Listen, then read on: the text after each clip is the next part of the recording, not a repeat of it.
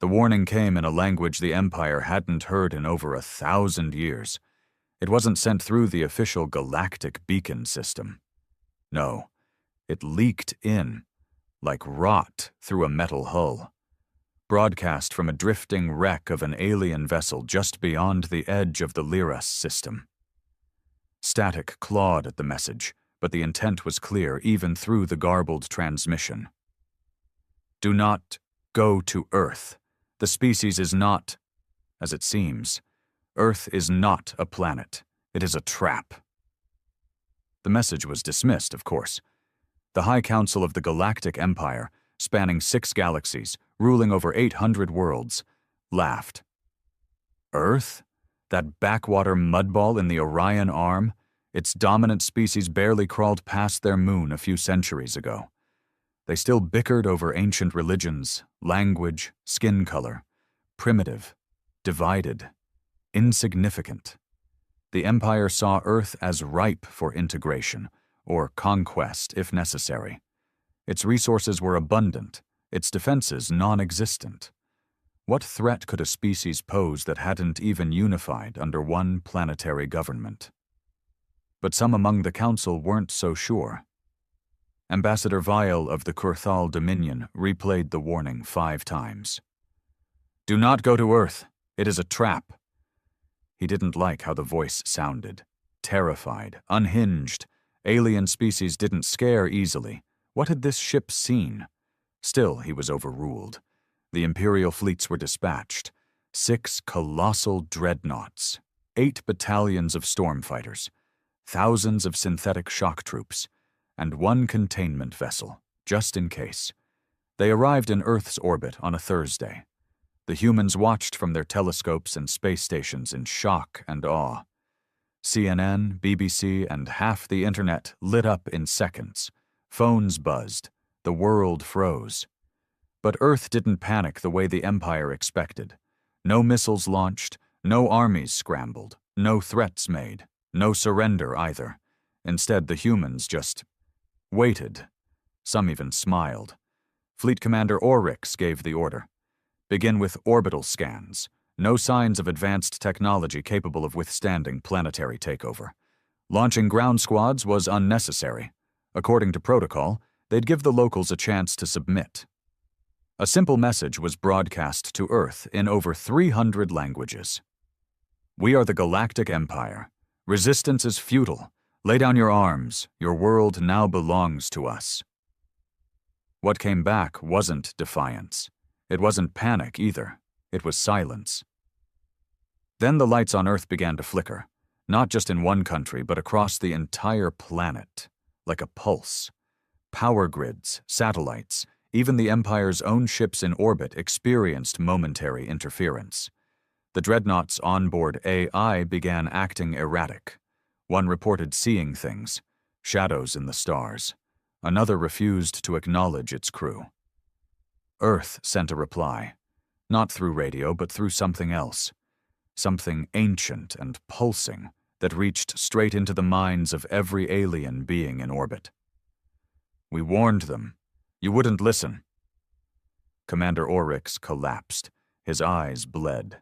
The Dreadnought's synthetic crew began tearing at their own metal limbs. One ship broke formation and plunged into the atmosphere, self-destructing before it hit ground. Panic spread through the fleet like a virus. It was too late to retreat. The moment Earth had acknowledged them, something had activated. The humans had stopped pretending. Because Earth wasn't what it looked like. It had never been just a planet. It was bait. A living, ancient trap, orbiting a weak yellow star, seeded with a species so unpredictable, so chaotically resilient, that the universe itself had caged them in a biosphere of water and oxygen to contain them. But the Empire had opened the door. Down below, on Earth, a man named Doctor. Solomon Griggs stood in a lab under Antarctica, watching the sky ripple. His voice calm, his hands folded. They bit, he whispered, smiling. Activate Phase 2. The command echoed through the underground lab like a whisper sliding down cold metal walls. "Activate Phase 2." Dozens of technicians in white suits flinched, not because they didn't expect the order, but because they did. A quiet tension had simmered for decades, and now it broke like glass under boot. Dr. Solomon Griggs stood unmoving, his gray eyes locked on the monitor. The display showed orbital chaos, massive alien ships blinking in and out of radar, some falling from low orbit, others spinning wildly like they'd been struck by invisible hammers. Above them, Earth's electromagnetic field pulsed unnaturally, like a living heartbeat. "Sir, the containment seals are lifting in all major nodes," said a younger tech, her voice shaky. "We're waking them up." "Good," Griggs said. "Let's give the guests a proper welcome." Far above the lab, in cities across the world, New York, Tokyo, Lagos, Istanbul, subterranean vaults began to hum. These were not military bunkers. They weren't fallout shelters either. They were older than any human government, buried before civilization began. Within them slept weapons, but not the kind made of steel or code. They were humans, not born, made, the result of a program that had been running in shadows for centuries. Mutations, enhancements, psychic manipulations. Evolution pressed by unnatural forces. These humans were the reason Earth was marked as incompatible by elder species eons ago. And now the Empire had come knocking. Above, in orbit, what remained of the third dreadnought, Osalis Prime, was trying to stabilize its systems. Communications Officer Velen screamed across the comm deck as another crewman convulsed in his seat. The screens showed fractured images, human faces with glowing eyes, unidentifiable creatures flickering in shadows, something that looked like a child but had teeth like knives. "I can't shut out the transmissions," Valen yelled. "It's not just words, it's feelings, it's memories. They're feeding us things that haven't happened yet." General Myrex, a veteran of 14 planetary campaigns, stood paralyzed in the command chamber. Sweat dripped down his furrowed brow. "They're not attacking us," he murmured. "They're infecting us." Down on Earth, Dr. Griggs stepped back from the monitor and walked into the containment corridor. He passed glass cells, each holding a human more terrifying than the last. One hummed softly while levitating a ball of liquid metal. Another sat with his eyes closed, his skin shifting between different faces like clay. One girl, no older than 10, stared at Griggs and mouthed something. "They're afraid," she said. Her voice never left her lips. It rang straight into his mind. "They're too late, aren't they?" Griggs smiled. "Much too late." On the dark side of the planet, a group of elite Empire Marines landed near what they believed was a strategic nuclear facility in Siberia. The mission: secure Earth's primitive technology, quarantine its leaders, and end resistance before it started. But there were no soldiers, no weapons, just a single human, standing alone in the snow. He wore no armor, carried no gun. He was barefoot. The Marines surrounded him. "Identify yourself," their commander barked. The man raised his hand, not to surrender, but to point at the sky. The Marines looked up. The stars were gone. In their place was something moving, like the void had grown a mouth and was breathing. The man whispered, "You should have listened." Then he vanished. A second later, so did the Marines. Not killed, not disintegrated, erased. Back in orbit, the Varian Sentinel, the lead ship of the Empire's Earth expedition, began transmitting distress signals in every known language. Hostile psychic interference, command compromised. This is not a war zone. It is a living cognitive web. The planet is sentient. The species are its weapons. Earth is not a planet. It is a... The message ended there. Griggs heard it, smiled faintly, and turned to the awakened hybrids behind him. "You were created for this moment," he said. "Not to save Earth, but to unleash it." Behind him, alarms blared. Containment breached, protocols broken. Humanity had stopped hiding. And the universe was about to find out why Earth had been left alone for so long. The Empire's reinforcement fleet arrived 36 hours after the initial contact was lost. 12 Dreadnought-class warships, 3 AI-laced command carriers, and an escort of 70 Hunter frigates emerged from fold space at the edge of Earth's solar system, a fleet powerful enough to conquer half a galaxy. Their arrival turned space itself into a glowing net of energy trails and ion storms. Admiral Zyle, a six-eyed being from the Veshtari bloodline, stood rigid before the grand viewport of the Crucible Ascendant, watching Earth loom larger in the distance. Her voice was cold, calculating.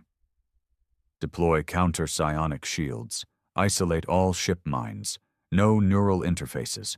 Full manual mode. I will not lose this fleet to ghost stories." She'd reviewed the transmission from the doomed Virian Sentinel. The garbled audio, the desperation in the commander's voice, the single phrase repeated like a curse. "Earth is a trap." Zyle didn't believe in superstition, but she did believe in overkill. "Prepare the subplanetary bomb," she ordered. "No diplomacy, no warnings. We wipe the surface clean, then study whatever remains." Back on Earth, Dr. Griggs stood in the hollow, an ancient chasm under the Andes where the magnetic lines of the planet twisted unnaturally. The Awakened stood around him now, 17 of them, each one humming with power that warped the air. "They've sent their gods this time," Griggs said quietly, almost reverently. The boy beside him, barefoot, black-eyed, skin slightly translucent, tilted his head. "Then we'll show them ours." From the cavern ceiling, tendrils of ancient root systems began to pulse. They weren't biological anymore. They hadn't been for centuries.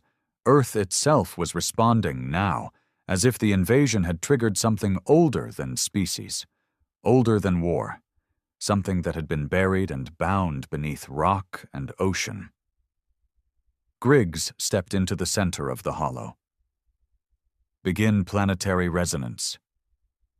Across the globe, identical words were spoken in thousands of human voices at once. Some chanted in cities, others whispered alone in forests, some in their sleep. But every voice was saying the same phrase in a forgotten tongue. Earth didn't launch missiles. It sang. And the Empire's second fleet felt it. Above, on the Crucible Ascendant, alarms screamed as the ship's gravitational controls buckled. The stars outside the viewport distorted like rippling glass. Admiral Zale gritted her fangs. "Report!" the navigator shouted. "Something is warping space-time. It's not a weapon. We don't even think it's artificial." A psychic pulse slammed into the ship. Not like a blast, not like an attack. It was a memory. Human. A little girl screaming as soldiers burned her village in some forgotten war. A boy dying of hunger while others passed him by. A mother crying on a hospital floor as doctors turned away. Billions of small horrors. Tragedies the Empire didn't even know had happened. The fleet's AI systems began to fail. Synthetic minds collapsed under the weight of raw human suffering. Memories that didn't belong to them now filled their cores. In one command carrier, a tactical A, I began speaking in English. "It hurts. Why do you let it hurt? Why do you survive like this?" Then it exploded. Back on Earth, the sky over Cairo turned blood red as the sun itself flickered. Not because of solar instability, but because Earth wanted it to. The fabric of reality over the city bent, showing glimpses of other Earths, other outcomes. In one, humanity was extinct. In another, they ruled. Griggs looked to the sky and smiled. "They think they understand power, but they've never tasted rage." The barefoot boy stepped forward, raising his hand. From his palm, light spilled like liquid fire, carving runes into the ground that glowed with the color of unfiltered grief. The 17 enhanced humans closed their eyes. Their bodies began to unravel. Not in death, but in release. They weren't weapons anymore. They were keys. In space, the subplanetary bomb aboard the Crucible Ascendant was armed, a device capable of reducing Earth to ashes in under a minute. It never detonated. Because before they could launch it, something reached into the ship. Not physically, not even telepathically. It was the planet itself. The idea of Earth, alive, conscious, and now fully awake, folded across space like a hand through mist. One moment the Crucible Ascendant was stable. The next, its insides turned to organic sludge, as if the ship itself had been rewritten to feel. Screaming echoed in every corridor, not from the crew, but from the ship. Zyle, now alone on the bridge, heard a whisper. "You came to take, but Earth is not yours to touch." She tried to scream, but her lungs filled with soil. In the hollow, Griggs fell to his knees as the last seal opened. Wind howled through the underground chambers. Stone cracked. Above him, the 17 former humans had become something else. Part frequency, part flame, part memory. Humanity was no longer a species. It was a curse, awakened. And the galaxy had just inherited it. The Empire was crumbling, and it didn't even know it yet. Half a galaxy away, in the core systems of the Galactic Empire, the news hadn't arrived in the form of an official distress call. It came as silence. Total silence. 12 dreadnoughts, 3 command carriers, and an escort fleet. Vanished. No telemetry, no life signals, no black box transmissions. Just static where once there had been absolute power. The Core Council convened in panic. Not because of the loss. They had seen fleets die before, but because of the location. Earth. That cursed blue speck on the edge of the Orion Arm. A planet the older archives had quietly labeled unapproachable, not forbidden, not dangerous, just left alone. Forgotten on purpose, even their own historians refused to explain why. When pressed, they'd simply say, "There are worse things than death on Earth." Now, someone had remembered. Back on Earth, in the hollow, the 17 awakened had dissolved into pulses of sound and heat, streaks of memory and force that tore through the crust and reached for the stars. Humanity no longer needed starships. They were becoming something else, an idea with weight. Dr. Griggs stood at the edge of a collapsing ridge, wind screaming through his coat. The hollow behind him trembled like a heartbeat. Chasms opened in the earth that bled light instead of lava. From those wounds, figures began to rise. Not ships, not monsters. People. People who had never existed before, but who now remembered every war ever fought, every betrayal, every time Earth had been pushed, poisoned, oppressed. They weren't ghosts. They weren't gods. They were history given form. Humanity's worst memories turned into sentient defenders. A voice behind Griggs whispered, "You knew this would happen." He didn't need to turn around. The barefoot boy had returned, his body flickering between forms. Child, soldier, woman, refugee, mother, killer, victim, all human, all angry. "I didn't just know," Griggs said. "I waited for it. I trained for this." "Why?" Griggs looked up at the stars. "Because I was tired of us being prey." At the edge of Earth's orbit, the last remaining scout ship from the Empire's first wave limped silently, its systems corrupted, its crew long dead. Inside its shattered bridge, something moved. It was no longer fully alien. It had been watching the humans for too long, absorbing fragments of their minds, their memories. It now understood something the Empire had never considered possible. Humanity wasn't built to survive. They were built to respond, to pressure, to pain, to fear. They didn't evolve past suffering. They used it. What kind of species made trauma a weapon? What kind of world taught it that? The answer came in a slow, rumbling pulse through space. Earth. The planet wasn't just a home. It was an engine, feeding off war, fear, ambition, growing stronger with every attempt to break it. And now, with the Empire cracking, Earth was no longer content to wait.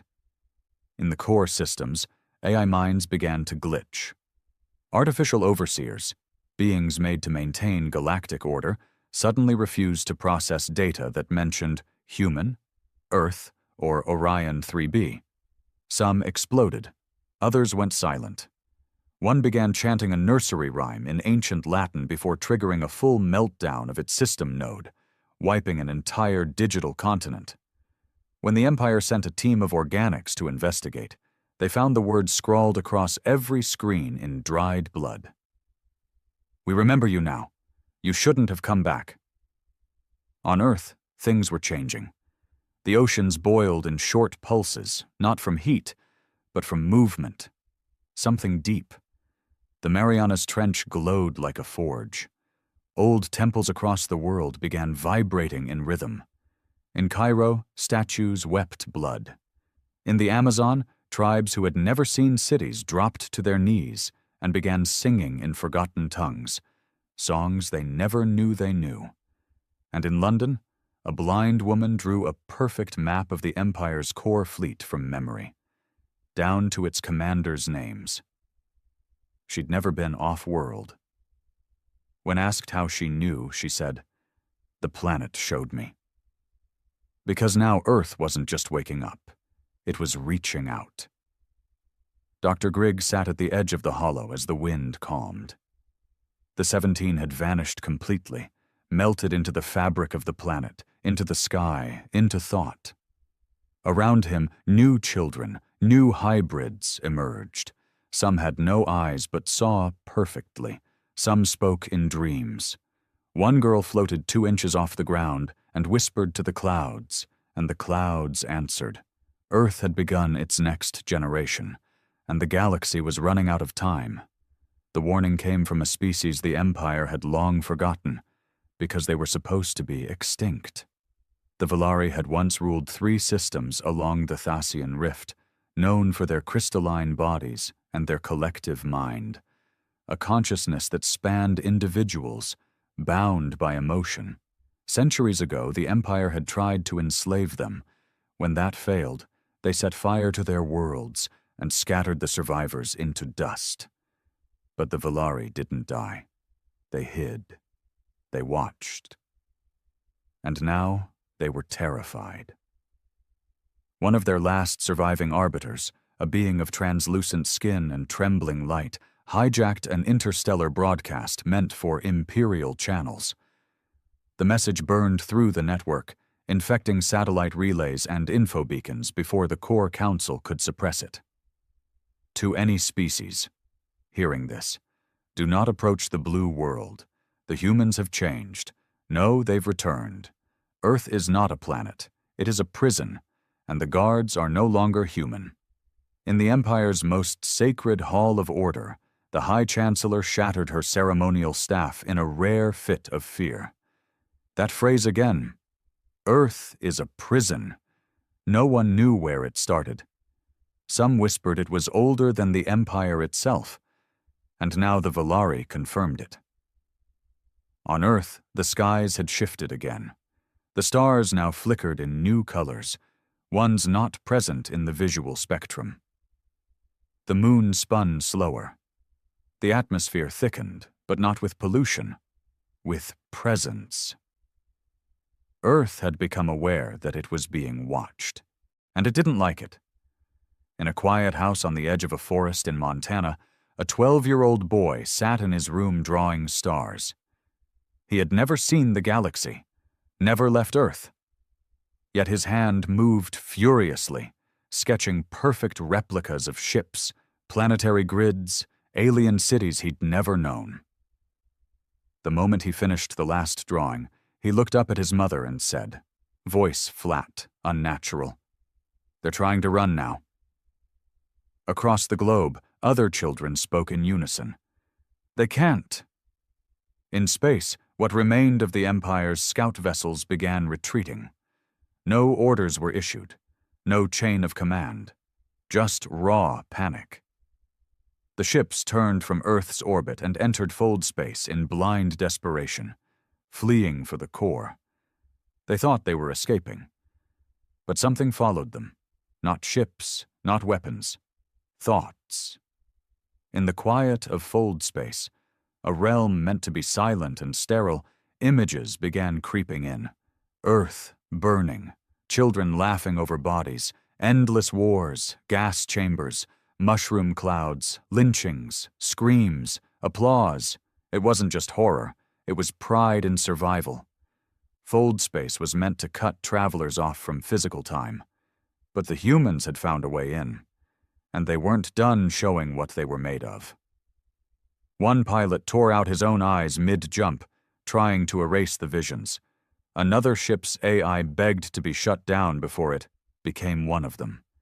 And yet, despite the horror, something worse stirred. Jealousy.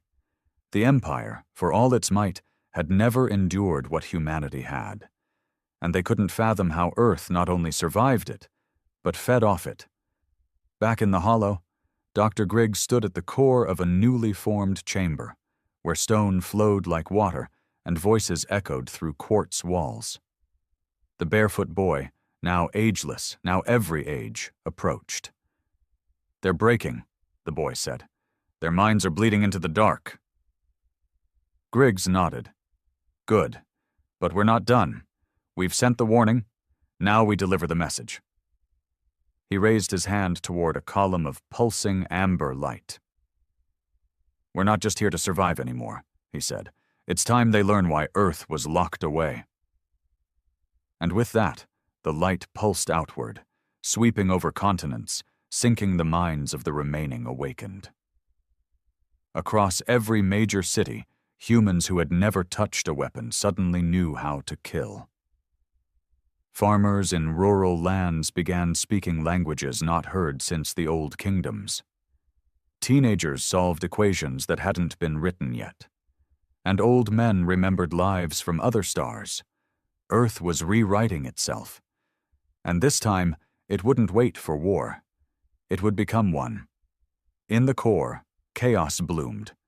Governors of distant colonies began to hallucinate. Noble houses turned against one another, accusing each other of letting the human curse in.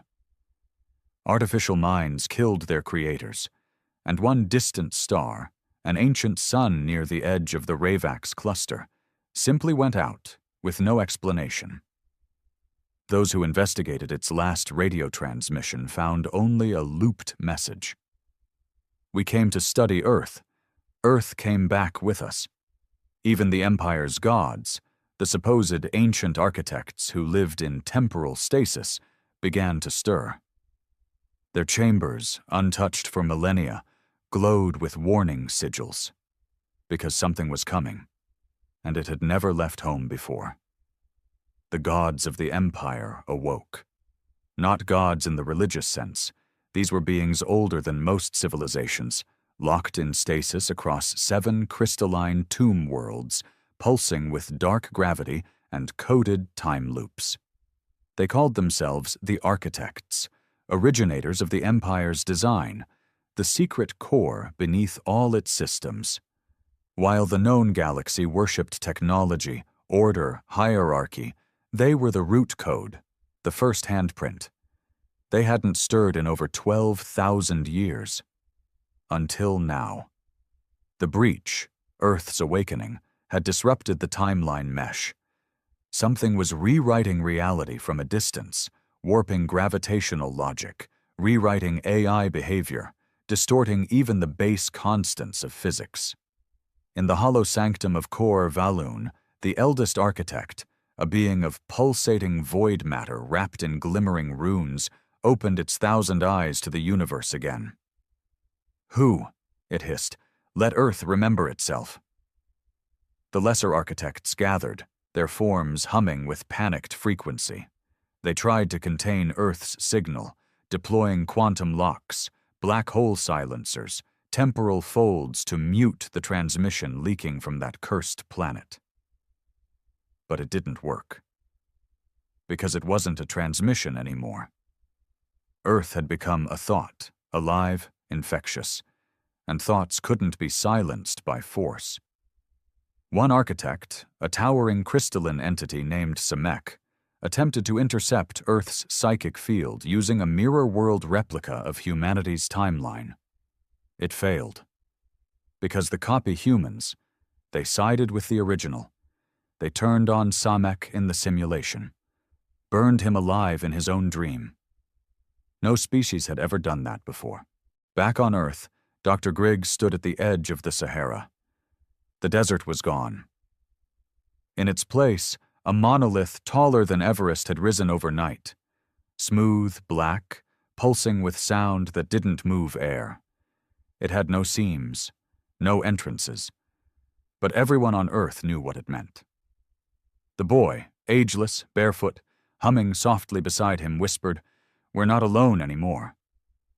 Griggs turned. "You mean them?" The boy smiled. "Number us." From the monolith, others began to emerge. Not ships, not vehicles, beings, human in form, but impossible in presence. Tall, calm, neither flesh nor machine. Their faces changed depending on who looked at them. To some they appeared as ancestors, to others nightmares. They were Earth's final safeguard, the ones kept buried, the ones born if the prison ever broke open. They weren't protectors. They were vengeance. Griggs took a breath, his voice shaking for the first time. "Are they ready?" "They've been ready for longer than we've been alive," the boy said. "They just needed permission." And Earth had given it. Meanwhile, deep in the Empire's capital, on the floating throne world of Gorgzal, the panic was no longer contained. Armadas had been turned around, whole sectors sealed. The outer colonies began to riot, not in fear of Earth, but in reverence, because now, somehow, Earth's story had reached them. Not just the warnings, the truth.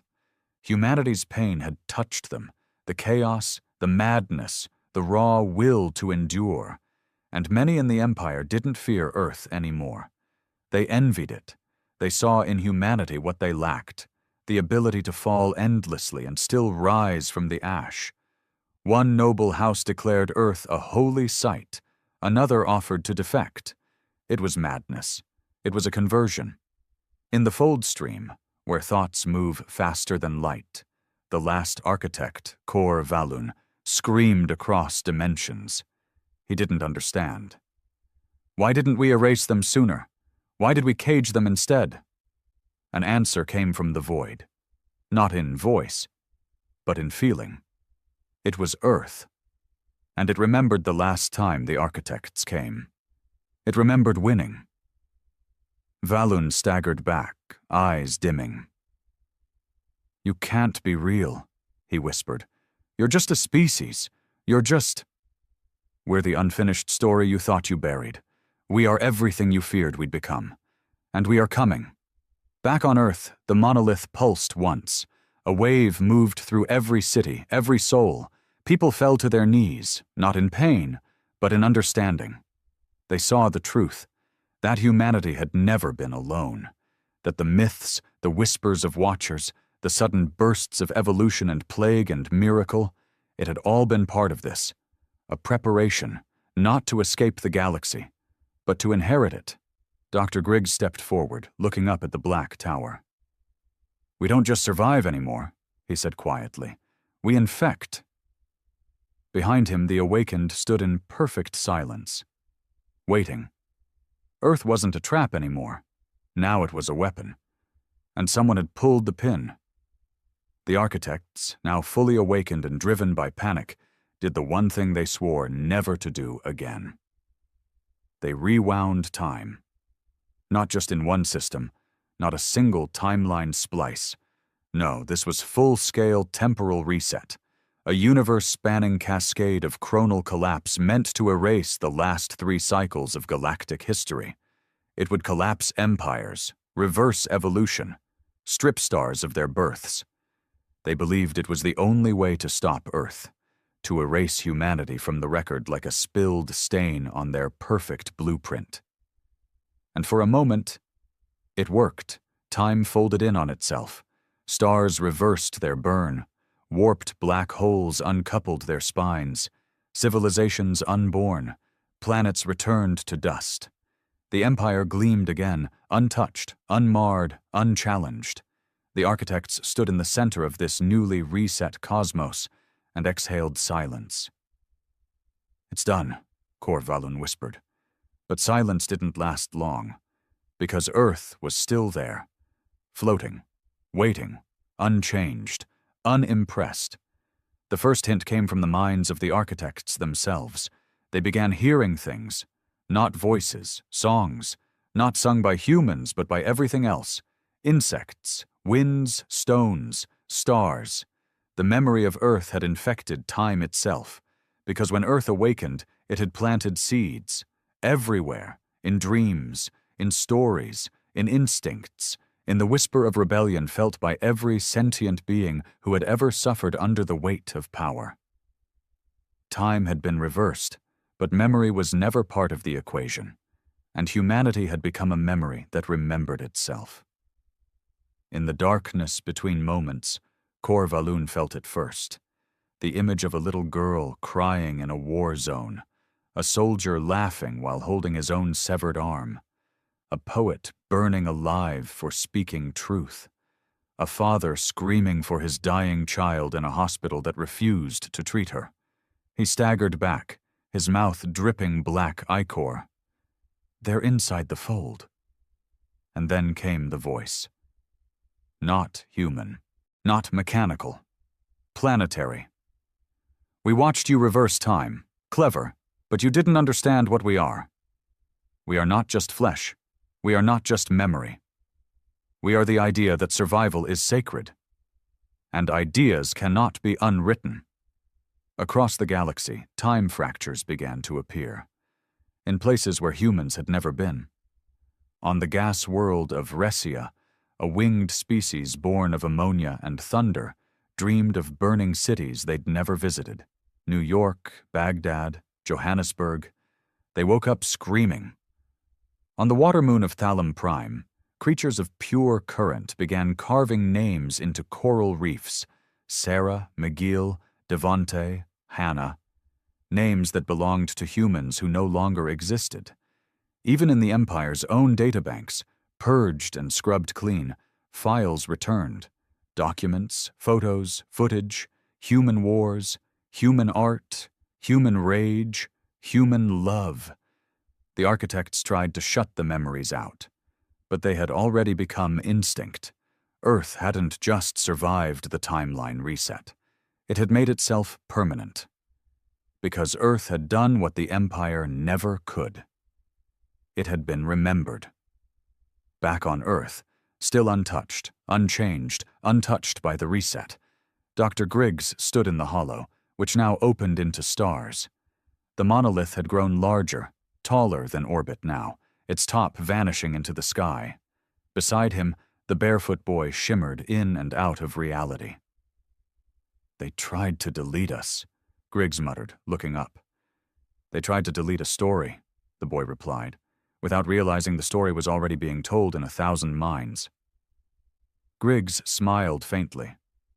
"And what now?" The boy's face split into thousands, every human face that had ever existed, and then stilled. "Now we finish it." The monolith cracked, and from it walked the first human. Not Adam, not Eve, something far older, a being forged of cosmic trauma, infinite resilience, and sharpened chaos. A walking archive of every atrocity, every rebellion, every time a soul refused to kneel. Its first step caused a solar flare in Alpha Centauri. Its second made one of the architect homeworlds vanish. At the center of the architect's temple world, Kor Valun gathered the surviving immortals. "They are writing themselves into the base code," he hissed, voice fractured. "Not just history," Reality One replied, trembling. Then we end the simulation. Wipe all existence. If the universe must die to erase them, so be it. Valoon agreed. They began charging the core collapse array, an ancient device hidden beneath the lattice of the Big Bang itself. If triggered, it would unravel everything. End of all. Blank slate. And then the stars began blinking out. Not dying. Withdrawing. As if the universe had chosen sides. As if it was finally done with architects, rules, order. As if the galaxy itself had said, "Let the humans speak." And in every shadow, every dream, every trembling ruler's heart, Earth whispered, "We were never the anomaly. We were the proof you feared. That something broken could become beautiful." The core collapse array pulsed in the cold silence between galaxies, humming with a power stolen from the birth of everything. It was ancient, forgotten even by the Empire itself, and only the architects knew of its existence. It wasn't a weapon. It was a reset button, a complete and final erasure of the universe. If triggered, all light, all time, all thought, everything would be swallowed by null. Even memory would fade. Not even the idea of human would remain. Core Valoon stood before its core, bleeding from every eye, his form cracking. The infection had spread to him now. He could see faces in the dark, human faces. He heard lullabies in dead languages. His own thoughts whispered in English now. He wanted to scream, but all he could say was, "They should have died in fire." Behind him, the remaining architects circled the console. They agreed in silence. Earth had gone too far. It had become more than rebellion, more than infection. It was becoming dominant. A planet with no fleets, no true technology, no stellar reach, was rewriting godhood itself. The button glowed, and then it disappeared. One blink, gone. No detonation, no light, no explosion, just gone. And in its place stood a man, human, simple, quiet, wearing a stained hoodie, hands in his pockets, tired eyes, a crooked smile. "Looking for this?" he asked, nodding to the now missing core array, which pulsed inside his chest like a stolen sun. Valoon took a trembling step back. You can't exist! You're not from here!" The man shrugged. "None of us are, really.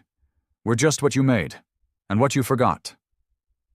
He walked toward them, and the architects, beings who could erase species with a thought, ran. But there was nowhere left to run. Because Earth was inside everything now. Across the Empire, things collapsed. Not from bombs, not from invasion, from awakening. In the marble towers of Varaxis, noble rulers wept as they saw the face of their first murdered slave. On Juno 9, the ruling AI melted as it was overwhelmed by a million whispered prayers from Earth's ancient wars. On a moon that had never known death, children were suddenly born crying in English. And in a dead star system, the bones of a forgotten species stood up and said, "We forgive you, humanity. Please forgive us." Earth was no longer rising. It had become the axis. In the hollow, Griggs and the barefoot boy stood before the monolith, which had now cracked into a gate. The first human stood there, waiting. Behind him, stars rippled like water. Griggs placed a hand on the boy's shoulder. "Is this it?" The boy nodded. "They either join us or end beneath us. There's no third path anymore." The 17 awakened returned, no longer bound to form. They were stories now, emotions wrapped in shape. They had walked through every culture in the Empire, whispered into every dream. They'd offered a choice, remember Earth or repeat it. Some chose humility, most chose resistance. So Earth chose to finish the story. The first human stepped through the stars and stood before the last fleeing architect. Valoon, once a god. Now a trembling old thing made of rules and regrets. I was trying to keep the galaxy pure, Valoon sobbed. Without chaos, without pain. You brought rot. No, the first human whispered. We brought the truth. And then Earth did something no planet had done. It forgave him. Not because Valoon deserved it, but because Earth no longer needed vengeance. It had already won. The galaxy changed. Empires fell. Planets healed.